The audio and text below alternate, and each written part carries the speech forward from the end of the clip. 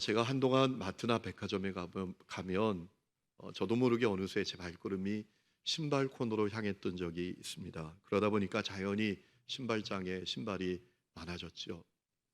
저는 그것이 신발로 인한 상처 때문인 줄 알았습니다. 어릴 때 집안이 망했습니다. 어느 날 운동화를 신었는데 발가락이 보이는 겁니다. 그래서 멀리서 일하고 계신 부모님께 가서 신발을 사달라고 했더니 고모가 신던 빛바랜 지금도 잊혀지지 않는 그 쇠으로 만든 단화를 고모가 신던 신발을 주는 겁니다. 화를 냈습니다. 어떻게 남자가 여자 신발을 신겠냐고. 그리고 울면서 돌이켰던 적이 있습니다. 저는 제가 신발에 집착하는 것이 그때 상처 때문인 줄 알았습니다. 그런데 어느 날 새로운 사실을 알게 됐습니다. 그것은 제 속에 있는 탐욕 때문이다 라는 사실을 깨닫게 됐습니다. 여러분, 어플루엔자라는 용어가 있습니다. 풍요로운이라는 뜻을 가진 어플루언트라는 단어와 유행성 독감을 의미하는 인플루엔자를 합성한 용어입니다. 이런 뜻을 갖고 있습니다. 풍요로움에도 불구하고 더 많은 것을 욕망하는 인간의 탐욕을 가리키는 용어입니다. 이 용어는 조나단 더 그라프라는 사람이 약 10년 전에 쓴 책에서 소개한 용어입니다. 그 제목이 소비 중독 바이러스 어플루엔자라는 제목의 책입니다. 그 책에서 그가 소개했던 용어입니다. 여러분, 혹시 여러분도 어플루엔자에 감염되어 계시지 않습니까? 여러분, 1세기 예루살렘 교회가 큰 어려움을 겪었습니다. 핍박이 있습니다. 기근이 있습니다. 재난까지 더했습니다. 그래서 예루살렘 교회가 큰 어려움에 처하게 됐습니다. 이방에 세워진 교회들이 헌금을 해서 보내기로 했습니다. 여러 교회들 가운데 고린도 교회 성도들도 참여하기로 했습니다. 그런데 어떻게 된 일인지 고린도 교회 성도들이 1년이 지나도록 그 헌금의 약속을 이행하지 않았던 것입니다. 고린도서 8장 10절을 보면 바울이 이렇게 말합니다. 이 일은 너희가 1년 전에 행하기를 먼저 시작할 뿐 아니라 원하기도 했은즉 이제는 하던 일을 성취하라 라고까지 했습니다. 심지어 바울의 동역자 디도를 보내서 그 문제를 해결하려고 했지만 여의치 않았습니다. 그것은 마게도냐 지역에 있는 성도들에게도 참 민망한 일이었습니다. 여러분, 어려움에 처한 예루살렘 교회를 위해서 이 고린도 교회 성도들이 헌금을 하겠다라고 했더니 이 마게도냐 지역의 성도들이 마음에 자극을 받은 겁니다. 우리도 함께 하겠다고. 그래서 그들이 헌금을 했는데 최선을 다해서 했다고 했어요. 고린도후서 8장 1절 이하를 보면 이런 말씀이 나옵니다. 형제들아, 하나님께서 마게도냐 교회들에게 주신 은혜를 우리가 너희에게 알리노니 환난의 많은 시련 가운데에서 그들이 넘치는 기쁨으로 극심한 가난 가운데에서도 풍성한 연보를 넘치도록 했다라는 것입니다. 내가 증언하노니 그들이 힘대로 할 뿐 아니라 힘에 지나도록 자원했다. 아니, 고린도 교회 성도들이 헌금한다는 얘기를 듣고 이 마게도냐 지역에 있는 교회들, 빌립보 교회, 베레아 교회, 데살로니가 교회 같은 교회들이 최선을 다해서 했는데 그들에게도 너무나 이 고린도 교회의 모습은 민망한 모습이었어요. 그러면 왜 고린도 교회 성도들은 그렇게 했던 걸까요? 그들의 형편과 환경이 어려워졌기 때문인 걸까요? 그렇지만은 않구나라는 사실을 우리가 말씀을 통해서 알 수 있습니다. 여러분, 고린도후서 8장 7절을 보면 바울이 이렇게 말합니다. 고린도 교회 성도들이 가진 뛰어난 점들을 칭찬합니다. 너희는 믿음과 말과 지식과 모든 간절함, 열정에 풍성하다라고 합니다. 여러분, 이것은 고린도 교회 성도들이 은근히 책망하는 겁니다. 너희들은 믿음도 풍성하고 말도 풍성하고 지식도 풍성하지 않느냐? 그건 뭘 말하는 거죠? 너희들이 어려워서 못하는 게 아닌 것을 내가 안다라는 얘기입니다. 그래서 8장 7절의 끝에 보면 이 은혜에도 풍성하게 할지니라 라고 했습니다. 예루살렘 교회 성도들을 위해서, 그 어려운 성도들을 위해서 헌금을 보내는 것을 은혜라고 표현하면서 이 은혜에도 풍성해야 되지 않겠느냐, 라고 말합니다. 심지어 8장 12절에 보면 할 마음만 있으면 있는 대로 받으실 것이다 라고까지 했습니다. 무슨 얘기입니까? 이 고린도 교회 성도들 마음에 할 마음이 좀 문제가 있었다는 거예요. 할 마음에 문제가 있었다라는 겁니다. 여러분, 이 고린도 교회 성도들이 그렇게 했던 이유는 따로 있습니다. 그들 마음에 탐욕 때문이었습니다. 여러분, 성경에 나오는 이 탐욕, 신약 성경에 나오는 탐욕이라는 단어는 히라보로 원문을 보면 플레오 넥시아라는 단어입니다. 이 단어는 플레오 네크테스라는 단어에서 나온 단어인데, 이 플레오 네크테스의 뜻이 뭔가 하면 더 많이 가지길 원하는 사람이라는 뜻입니다. 그러니까 이 플레오 넥시아, 탐욕이라는 뜻은 어떤 의미인가 하면 더 많은 것을 갖기 원하는 욕망을 말하는 겁니다. 여러분, 우리가 성경을 보면 하나님은 이 탐욕을 매우 부정적으로 우리에게 말씀하고 계신 것을 느끼게 됩니다. 확인하게 됩니다. 탐욕은 나쁜 거다라고 분명히 말씀하십니다. 로마서 1장 29절 말씀을 보니까 이 탐욕은 범죄하고 타락하여 하나님의 진노 아래 있는 사람들의 특징이다 라고 하셨어요. 마가복음 7장을 보면 탐욕은 인간 안에 내재되어 있는 죄성이다 라고 예수님 말씀하셨습니다. 예수님께서 그런 말씀을 하시죠. 무엇이 사람을 더럽게 하는가?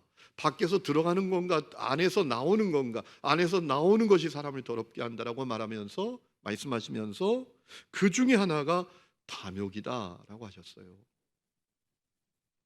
예레미야 6장 13절 보면 이 탐욕이라는 것이 남녀노소 지위 고하를 불문한 죄성이다라고까지 했습니다. 예레미야 선지자가 이스라엘 성들의 죄를 고발하는데 이렇게 증언하지 않습니까? 가장 작은 자로부터 큰 자까지 다 탐욕을 부리고 선지자로부터 제사장까지 다 거짓을 행한다. 이 탐욕의 문제는 남녀노소 지위 고하를 불문한 죄성이다 라는 거예요. 여러분, 시편 10장 3절을 보면 이 탐욕이 정말 문제인 이유를 우리에게 알려주시는데 하나님을 배신하는 행위이기 때문이다 라고 말합니다. 시편 10장 이런 말씀이 있습니다. 탐욕을 부리는 자는 여호와를 배반하여 멸시하나이다. 왜 그럴까요? 하나님을 믿지 않으니까 더 가지려고 해요. 하나님을 믿지 않으니까, 하나님의 공급하심, 하나님의 돌보심, 하나님의 인도하심을 믿지 못하니까 더 탐욕을 부리는 거예요. 그래서 하나님을 배반하는 거다. 그래서 성경은 이 탐욕에 대해서 아주 중요한 사실을 전하는데 이 탐욕이 구원의 큰 장애물이다라고까지 말씀하십니다.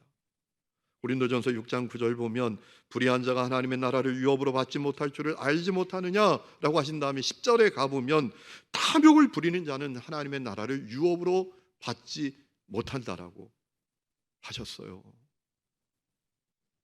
그래서 골로새서 3장 5절에 보면 땅에 있는 지체를 죽여라.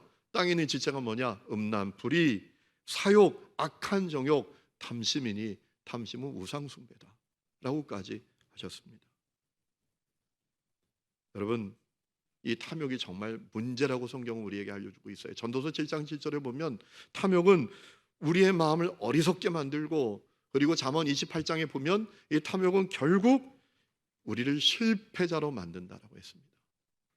그래서 여러분 에베소 5장 3절에 보면 음행과 온갖 더러운 것과 탐욕은 너희 중에서 그 이름조차도 부르지 말고, 고린도전서 5장 11절 말씀을 보면 탐욕이 가득한 사람은 만나서 밥도 먹지 말고 함께 하지도 말라라고 했습니다. 여러분, 이 성경이 탐욕에 대해서 더 많이 가지기를 원하는 욕망에 대해서 정말 문제로 말씀하고 있다는 사실을 우리는 직시해야 합니다. 문제는 이 탐욕의 문제가 비단 고린도 교회 성도들의 문제만이 아니라 우리 모두의 문제라는 거죠. 그게 문제죠. 참 괜찮은 사람처럼 보이지만 사실은 탐욕으로 가득한 것. 그게 오늘 우리의 모습 아닙니까? 예수님께서 누가복음 11장에 그 말씀을 하신 적이 있죠. 어느 바리새인 한 명이 예수님께 점심 식사 초대를 했습니다. 예수님이 오셔서 밥을 잡수시는데 손을 안 씻고 식사를 하십니다. 그러니까 이 바리새인이 속으로 비난하고 정죄합니다. 그때 주님이 그 바리새인을 향해서, 사실 그 바리새인뿐만 아니라 모든 사람들을 향하여서 책망하신 것이죠. 뭐라고 말씀을 하셨습니까? 그릇의 겉은 깨끗이 하지만 속에는 탐욕과 악독이 가득하다. 여러분, 그것이 사실 우리 모두의 문제 아니겠습니까? 여러분, 인간은 누구나 탐욕으로 가득합니다. 그래서 결정적인 문제가 벌어지는데 인간이 참 행복하지 못합니다. 탐욕 때문에 불행합니다. 여러분, 탐욕이 낳는 자식이 있습니다. 소비입니다. 소비. 탐욕 때문에 끝없이 소비합니다. 탐욕을 채우기 위해서 사들인다라는 얘기예요. 여러분, 오늘 사람들은 어떻게 소비하는가로 평가되는 그런 사회잖아요. 한 사람의 소비가 그의 가치, 그의 존재를 평가받는 그런 시대를 우리가 살고 있잖아요. 여러분, 소비하지 않으면 왠지 뒤처져 보이고 열등해 보이는 그런 시대를 우리가 살고 있지 않습니까? 점점 더 심해지지 않아요? 그래서 끊임없이 더 소비하라고, 더 소비하라고 광고가 우리를 미혹하고 있죠. 여러분, 어떤 분이 그런 얘기 하는데 제가 공감이 되더라고요. 사는 것이 사는 것이라는 거예요. 사는 것, 리빙이 바잉이라는 거예요. 우리가 사는 게 가만히 보면 그 탐욕 때문에 사는 것, 바잉이 되어 있다라는 거예요. 그런데 그렇게 소비하는 인간이 행복하냐? 탐욕 때문에 끝없이 사들이는 인간이 행복하냐? 절대로 그렇지 않죠. 더 많은 소비를 위해서 어떻게 하죠? 더 많이 일합니다. 그러니까 더 불행해집니다. 과중한 업무에 시달립니다. 스트레스에 시달립니다. 죄책감에 시달리게 됩니다. 왜 죄책감에 시달리게 될까요? 더 많이 사들이기 위해서 더 많이 벌어들여야 되는데, 문제는 여러분, 우리가 더 많은 것을 갖는 것이 이 세상에서, 이 죄가 가득한 세상에서 편법 안 쓰고 거짓말 안 하고 더 많이 갖는 것이 쉽습니까? 제가 그것을 부정하는 것은 아닙니다. 그러나 이 죄 많은 세상에서 우리가 더 많이 가지기 위해서 편법 안 쓰는 것, 거짓말 안 하는 것 쉽습니까? 그래도 마음의 죄책감을 가지게 됩니다. 거기다가 더 많이 사기 위해서 감당하기 힘든 채무까지 지고 때로는 파산도 합니다. 정작 탐욕에 빠져서 소비하는 인간은 행복하지 않습니다. 그 마음에 끊임없는 비교의식, 불안함, 공허함, 열등감 가득하게 됩니다. 나중에 우울증까지 생깁니다. 공황장애까지 생기게 됩니다. 여러분, 끊임없이 소비하는 인간, 탐욕 때문에 소비하는 인간은 절대로 행복하지 않다라는 겁니다. 하나님께서는 절대로 그렇게 인간을 지으시지 않으셨습니다. 창세기 1장 28절을 보면 하나님께서 사람을 창조하신 이유를 말씀하십니다. 계획을 말씀하십니다. 생육하는 것, 번성하는 것, 정복하는 것, 다스리는 것, 충만하게 되는 것, 다스리는 것. 여러분, 우리는 다스리며 살도록 창조되었습니다. 탐욕과 소비에 무릎 꿇지 않고 그것을 다스리도록 하나님께서 우리를 창조하셨단 말이에요. 하나님께서 우리가 탐욕에 무릎 꿇고 소비에 무릎 꿇는 그런 사람이 되지 않도록 창조하셨단 말이에요. 그럼 어떻게 탐욕을 이기고 자유할 수 있을까? 제가 앞에서 설명드린 그 책에 보면 존 그라프가 참 좋은 방법들을 많이 얘기하더라고요. 예를 들면 아무것도 하지 않고 쉬기, 소모임에 참여하기, 자연과 호흡하기, 생활 방식 바꾸기, 공동체 생활하기, 노동시간 조절하기, 상업 광고 본질 파악하기. TV를 볼 때 홈쇼핑 뭘 사라고 하면 그 본질을 파악해야 된다는 거예요. 리모컨부터 잡지 말고 저 광고의 본질이 뭐야? 결국은 나를 탐욕에 무릎 꿇도록 만들고 소비에 무릎 꿇도록 만들려고 하는 거지, 난 지지 않을 거야, 뭐 이런 자세를 말하는 걸까요? 필요 이상의 소비, 과시적이고 거치레를 위한 소비 줄이기, 윤리적인 소비하기 등등 좋은 방법들을 많이 소개하는 때 여러분, 그것은 근본적인 해결책이 안 됩니다. 우리가 탐욕으로부터 자유할 수 있는 근본적인 방법이 있습니다. 그것은 바로 우리 존재가 바뀌는 거예요. 여러분, 사람은 존재대로 생각합니다. 존재대로 말합니다. 존재대로 행동합니다. 우리가 누구에게 아우 저 사람 왜 저러는 거야, 그렇게 할 필요가 없어요. 존재가 그렇게 생겨 먹었으니까 그렇게 행동하는 겁니다. 존재가 그렇게 생겨 먹었으니까 그렇게 말하는 겁니다. 사람은 존재대로 생각하고 존재대로 말합니다. 그러니 존재가 바뀌어야 합니다. 그래야 탐욕으로부터 자유할 수 있습니다. 그럼 어떻게 존재가 바뀔 수 있습니까? 다른 길은 없습니다. 십자가의 복음을 제대로 만나야 합니다. 십자가의 복음을 제대로 만나서 중생하고 거듭나야 합니다. 새로운 존재, 새로운 피조물이 되어야 합니다. 존재가 바뀌지 않으면 자유할 수가 없어요. 그런데 여러분, 십자가의 복음은 우리를 자유하게 합니다. 우리를 해방시킵니다. 십자가의 복음을 만나야 됩니다. 그저 예수날 위해서 죽었다 치고 교회 다니는 정도로 안 됩니다. 뭐 종교생활 하는 거 좋은 거지, 뭐 아무거나 잘 믿고 복 받고 잘 되면 좋은 거 아니야, 마음 평안하고, 이 정도로 안 됩니다. 정말 십자가의 복음을 제대로 만나야 합니다. 그때 존재가 바뀝니다. 자유하게 됩니다. 내가 하나님께 얼마나 놀라운 사랑과 은혜를 입었는지, 그래서 내가 얼마나 존귀한 자인지, 내 있는 모습 그대로 얼마나 아름답고 가치 있고 존귀한 자인지 깨닫는 눈이 열려야 합니다. 복음을 만나면 그렇게 되는 겁니다. 그때 참된 만족을 합니다. 참된 행복을 합니다. 참된 감사도 깨닫게 됩니다. 탐욕으로부터 자유하게 됩니다. 그리고 정말 하나님을 예배하고 하나님 앞에 무릎 꿇는 자가 됩니다.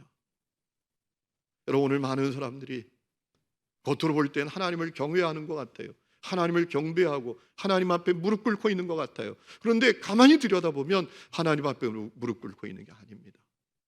탐욕 앞에 무릎 꿇고 있어요. 소비를 경배하고 있어요. 진짜 십자가 복음을 만나야 합니다. 거듭나야 합니다. 그러면 자유가 임합니다. 그리고 더 놀라운 사실이 있어요. 청지기의 삶이 시작이 됩니다. 여러분, 십자가 복음을 만난 사람들에게 분명하게 일어나는 중요한 현상이 있습니다. 뭘까요? 청지기가 되는 겁니다. 청지기의 삶을 살기 시작하는 겁니다. 청지기가 누굽니까? 내가 주인이 아니라 나는 관리자일 뿐이다 라는 인식을 가진 자입니다. 내게 있는 모든 것의 주인이 내가 아니라 주님이시다, 이것을 인식하는 자가 청지기 아니겠습니까? 시편 24장 1절에 보면 땅과 거기 충만한 것과 세계와 그 가운데 사는 자들은 다 여호와의 것이다 라고 하셨어요. 신명기 8장을 보면 모세가 이스라엘 백성들 가나안 땅에 들어가기 전에 고별 설교하면서 무슨 얘기합니까? 우리가 재물 얻는 그 능력까지도 하나님이 주신 것임을 잊지 말아야 된다 라고 하지 않습니까? 그 사람이 청지기죠. 관리자죠. 나는 주인이 아니야, 관리자일 뿐이야. 여러분, 하나님께서 우리가 다 십자가 복음을 만나고 청지기가 되기를 원하고 계세요. 여러분 청지기이십니까? 여러분 청지기로 살고 계십니까? 오늘 말씀을 통해서 우리가 분명히 확인해 볼 수 있어요. 오늘 우리가 읽은 말씀의 내용은 어떤 건가 하면, 바울이 이 고린도 교회 성도들에게 어떻게 이 예루살렘 교회 성도들을 위해서 헌금을 보낼 수 있는지 권면한 내용인데, 이 말씀 가운데, 이 권면 가운데 청지기는 누구냐? 내가 청지기 맞냐라는 사실을 확인할 수 있는 말씀이 있어요. 여러분, 청지기는 누굽니까? 청지기는 줄 마음이 있는 사람이에요. 드릴 마음을 가진 사람입니다. 오늘 7절 말씀 보세요. 각각 그 마음에 정한 대로 할 것이다 라고 했습니다. 여러분, 마음에 정한 대로 한다는 것은 할 마음을 갖는다는 겁니다. 할 마음이 없는 사람이 마음에 정할 리가 있겠습니까? 할 마음을 가지니까, 드릴 마음이 있으니까 정하기도 하는 거죠. 여러분, 청지기에게는 언제나 할 마음이 있어요. 줄 마음이 있습니다. 드릴 마음이 있습니다. 왜? 나는 관리자니까. 주님이 원하시는 곳, 주님이 필요한 곳에 늘 줄 마음, 드릴 마음이 있는 거예요. 여러분, 청지기의 DNA 안에는 나눔의 DNA, 드림의 DNA가 있단 말입니다. 하나님을 사랑하고 이웃을 사랑하고 섬기기 위해서 나의 재능, 나의 재정, 나의 시간, 나의 몸, 이것을 줄 마음이 있다라는 거예요. 드릴 마음이 있다라는 거예요. 여러분, 그런 말이 있지요. 마음이 가벼운 발도 가볍다고. 여러분에게 줄 마음이 있습니까? 여러분에게 드릴 마음은 있으십니까? 여러분, 또 하나 이 청지기에게 분명히 보여지는 것이 있습니다. 자원하는 태도입니다. 드리되 주되 자발적으로 자원하여 기쁨으로 드리는 태도입니다. 7절 말씀 보세요. 인색함으로나 억지로 하지 말지니 하나님은 즐겨내는 자를 사랑하느니라 라고 하셨습니다. 세번역 성경을 제가 읽어보겠습니다. 아까워하면서 내거나 마지못해서 하는 일은 없어야 합니다. 하나님은 기쁜 마음으로 내는 사람을 사랑합니다. 여러분, 탐욕은 언제나 알을 낳더라고요. 탐욕이 어떤 알을 낳는가 하면 인색함이란 알을 낳아요. 탐욕에 사로잡힌 사람은, 탐욕의 노예로 사는 사람은 인색합니다. 주는 것, 드리는 것, 인색합니다. 탐욕을 해친다고 생각하는 거죠. 나의 탐욕을 무너뜨리게 만든다고 생각하는 거예요. 그래서 인색합니다. 여러분, 이 인색함이라는 단어를 원문에 찾아보니까 repair라는 단어입니다. repair라는 단어인데 이것은 인색함으로도 번역할 수 있지만 어떤 뜻도 동시에 갖고 있는가 하면 근심, 고통이라는 뜻도 갖고 있어요. 이 repair라는 단어가. 여러분, 그러니까 이 탐욕이 불신앙의 산물이다라는 사실을 확실히 알게 되는 겁니다. 여러분, 하나님을 신뢰하지 않아요?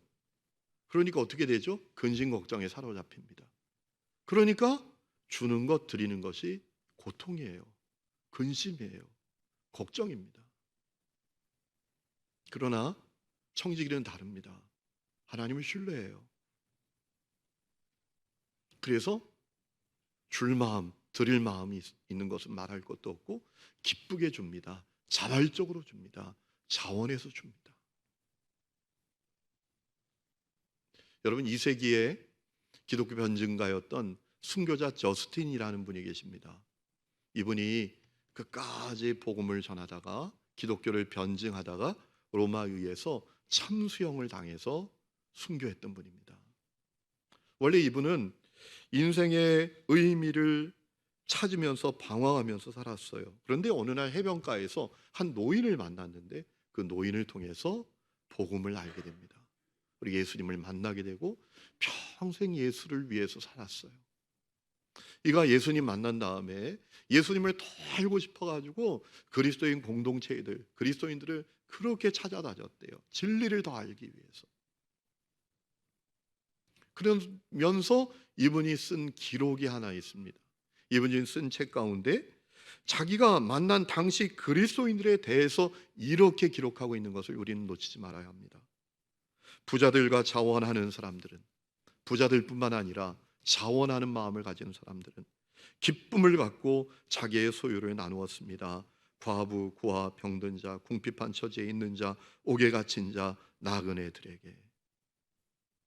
이분이 예수를 만나고 진리를 더 알기 위해서 예수 믿는 사람들을 찾아다녔다는 거예요. 그런데 그 예수 믿는 사람들을 만나면서 자기가 깨닫게 된 일이 있는데 그들은 기쁨으로 주는 사람들이었다라는 거예요. 여러분은 자원하는 태도를 갖고 계십니까? 주는 것이 기쁩니까? 드리는 것이 기쁩니까? 많은 교회들이 이 코로나 이후에 헌금이 많이 줄었다라고 하는 얘기를 제가 들어요. 여러분, 헌금 왜 줄었을까요? 물론 경제적으로 너무나 어려운 형편에 있는 분들이 많습니다. 그래서 줄은 면도 있죠. 그런데 그것뿐일까요? 자원하여 기쁨으로 드리는 마음이 없으니 모든 조건이 못할 이유가 되어서 그렇게 된 것은 아닐까요? 드리는 게 기쁘지 않으니, 주는 게 즐겁지 않으니 지금의 이 어려운 상황이 아주 좋은 조건이 되어서 그렇게 된 것은 아닐까요?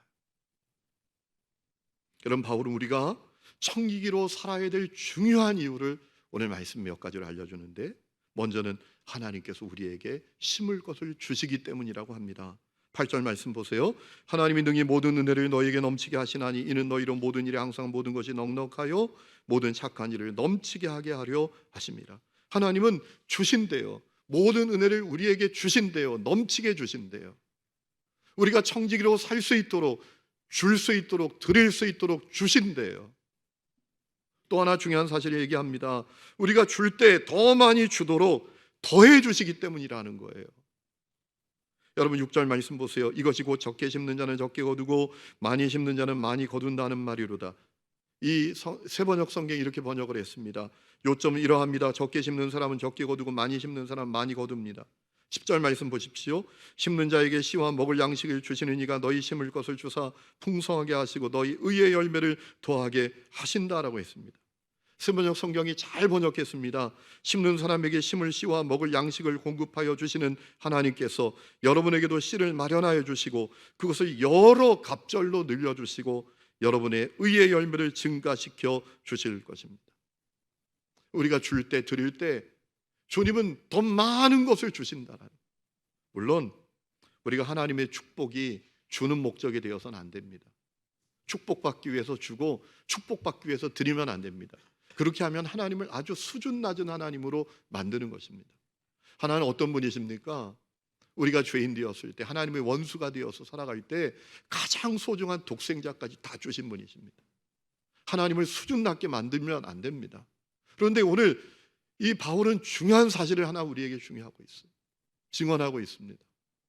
우리가 줄 때 하나님은 더 우리를 축복해 주신다는 거예요. 더 많이 주도록, 더 많이 드리도록 말이죠. 그리고 또 하나 중요한 사실을 알려주고 있는데, 우리가 줄 때, 드릴 때 성숙한 그리스도인들, 성숙한 신앙의 공동체가 세워진다라는 것입니다. 여러분, 11절 말씀 보세요. 너희가 모든 일에 넉넉하여 너그럽게 연보를 함은 그들이, 여기서 말하는 그들은 누굽니까? 예루살렘 교회 성도들을 말하는 겁니다. 그들이 우리로 말미암아 하나님께 감사하게 될 것이라고 했습니다. 13절 끝에 보면 너희의 후한 연보로 말미암아 하나님께 영광을 돌리게 될 것이다. 누가? 예루살렘 교회 성도들이. 여러분, 그러니까 이 얘기는 무슨 얘기인가 하면, 이 고린도 교회 성도들이 어려운 예루살렘 교회 성도들 위해서 헌금을 해서 보내면 그들이 성숙한 성도들이 되고 성숙한 교회로 세워지게 될 것이다라는 겁니다. 왜 그럴까요? 당연하죠. 여러분, 예루살렘 교회 성도들이 너무나 힘들고 어려운데 그 이방에 있는 교회 성도들이 어려운 자기들을 위해서 헌금을 해서 보냈대요. 그걸 받고 얼마나 하나님께 영광을 돌리고 감사하겠습니까? 그리고 자극을 받겠습니까? 우리가 잘 믿어야 되겠구나. 그뿐만 아니라 복음이 얼마나 놀라운 능력을 가졌는지, 하나님은 얼마나 놀라운 일을 행하실 수 있는지 그들은 확실히 깨닫게 될 것입니다. 왜냐하면 유대인들은 이방인들을 여러분 벌레보다도 못하게 생각합니다. 그런데 그 이방인들이 복음을 듣고 변화되어서, 아니 우리를 위해서 헌금을 해서 보냈단 말이야. 야, 복음은 이렇게 놀라운 거구나. 하나님의 역사는 이렇게 놀라운 거구나 라는 사실을 깨닫지 않겠느냐는 거예요. 그들의 믿음이 성숙해지지 않겠느냐, 그 교회가 성숙해지지 않겠느냐라는 거예요. 14절에 보면 그들이 너희를 위하여 간구하고 너희를 사모하게 될 것이라고 했어요. 여러분, 이방 교회가 예루살렘 교회 어려운데 그들을 위해서 헌금을 보내니까 예루살렘 교회와 이방 교회가 하나 되고 연합하고 서로를 위해서 끈끈하게 기도하고 서로 사랑하는 그런 공동체가 되지 않겠느냐라는 거예요. 얼마나 놀라운 역사입니까? 그것이 청지기들을 통해서 하나님께서 이루시고자 했던 역사다라고 우리에게 증언하는 거죠. 사랑하는 성도 여러분, 여러분은 탐욕으로부터 자유한 청지기이십니까? 어떤 분이 새 자전거를 닦고 있었습니다. 안 그래도 반짝거리는데 새 자전거를 닦으니까 얼마나 반짝거리겠어요.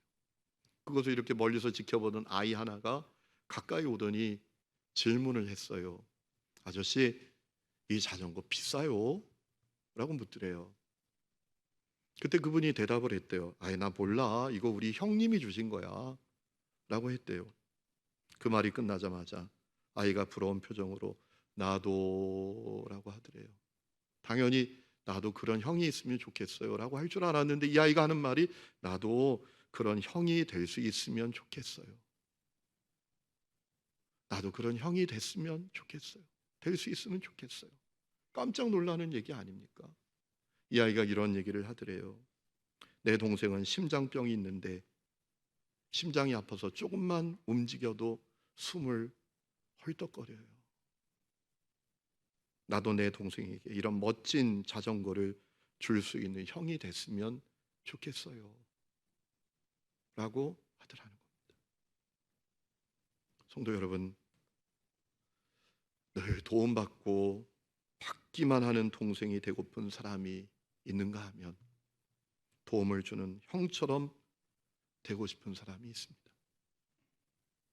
마음의 탐욕으로 가득해서 더 많이 갖추지 못한 것 때문에, 누구보다 높지 못하고 누구보다 성공하지 못하고 누구보다 많이 갖지 못한 것 때문에 원망과 불평으로 사는 사람이 있는가 하면 적지만 있는 것으로 만족하고 감사하고 그것을 더 주지 못해서 안타까워하고 미안해하는 사람이 있습니다.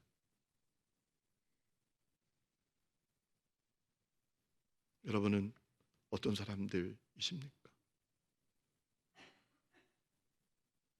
미국의 석유 재벌 록펠러라는 분을 아시죠?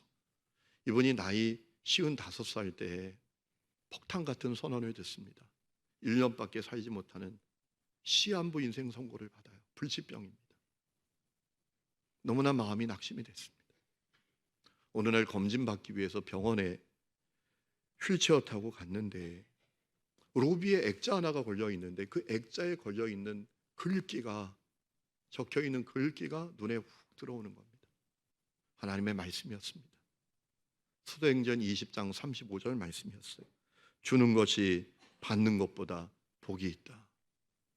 그 말씀 읽는 순간 몸에 전율이 생기고 눈물이 핑 도는 것을 느꼈습니다. 그때 병원에서 시끄러운 소리가 들려옵니다.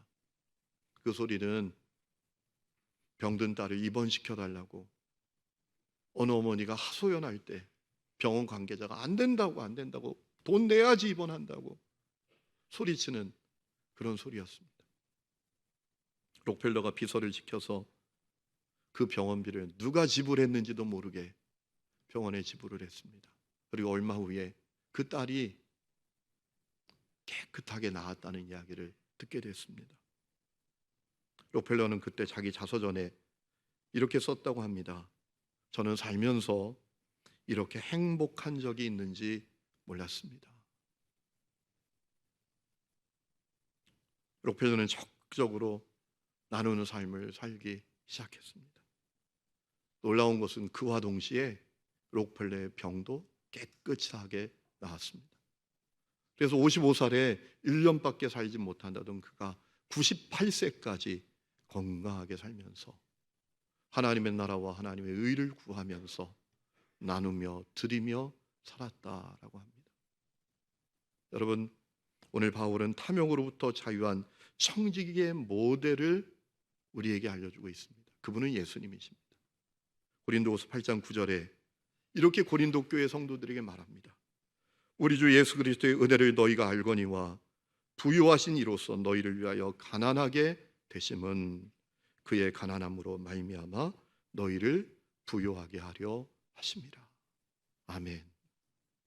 사랑하는 우리 하늘님교회 성도 여러분, 저는 우리 하늘님교회 모든 성도들이 탐욕으로부터 자유한 청지기의 삶을 살아갈 수 있기를 주의 이름으로 축원합니다. 우리 이 시간에 찬양 부르고 기도하는 시간을 갖겠습니다. 하늘 보자라는 찬양입니다.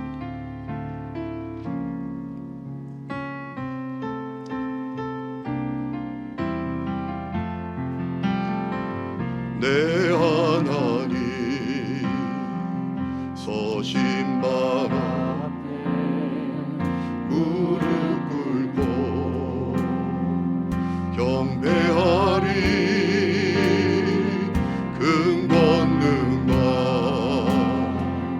영광이 가득한 내 아버지 계시니고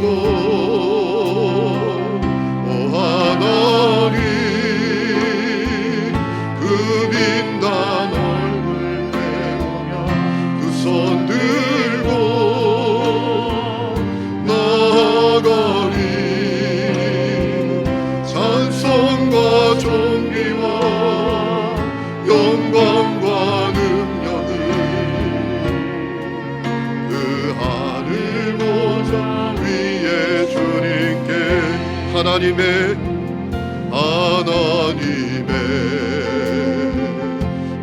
그 크신 사랑이 우리 죄를 사하셨네. 어린 양의 보혈의 은혜로 나답네니 나가리. 오 하나님 그 빛난 얼굴 배우며 두 손 들고 나가리. 찬송과 존귀와 영광과 능력이 그 하늘 보좌 위에 주님께 오 하나님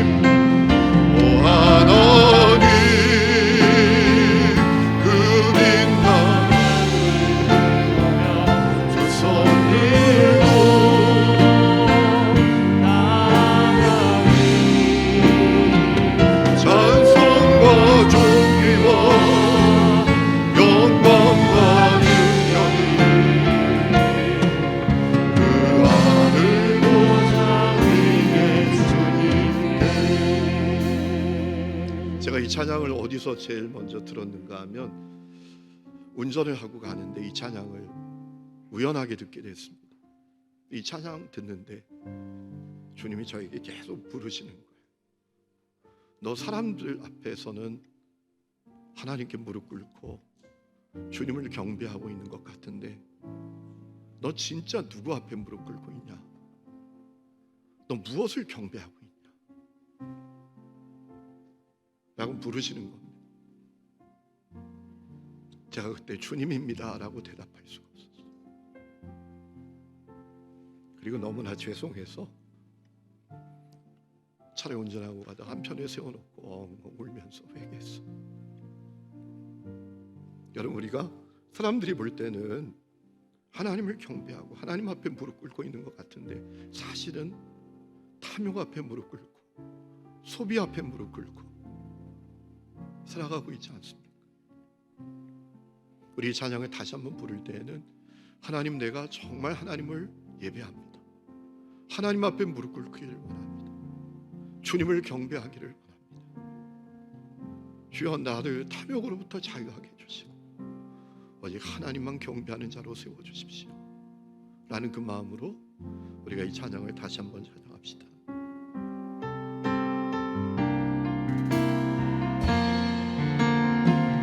내 하나님 서신 발 앞에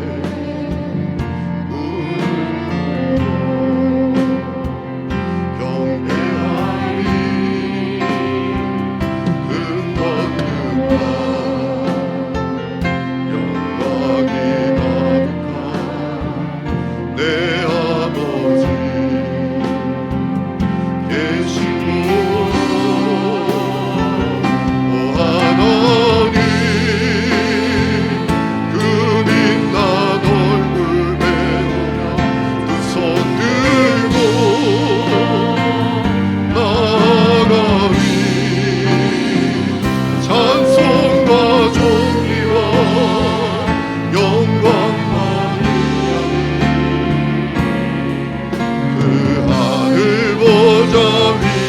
우리 다 함께 일어나서 찬양합시다. 오 하나님, 오 하나님, 그 빛난 얼굴 배우며 두 손 들고 나가리. 찬송과 존귀와 영광과 능력을 그 하늘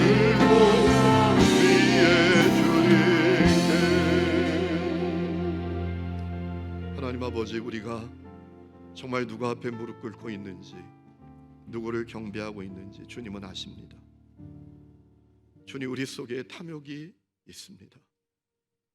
이 탐욕을 끊어내기가 너무나 어렵습니다.